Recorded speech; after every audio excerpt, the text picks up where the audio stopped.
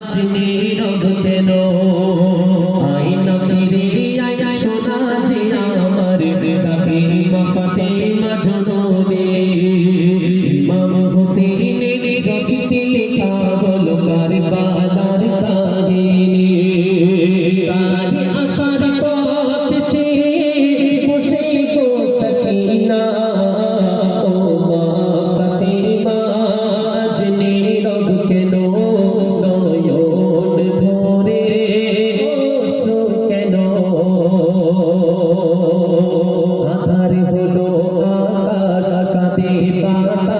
কেঁদে গেল সূর্য ডুবে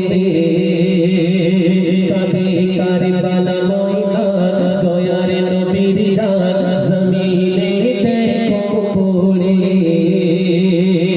আধার হলো আকাশ কাঁদে বাতাস কেঁদে গেল সূর্য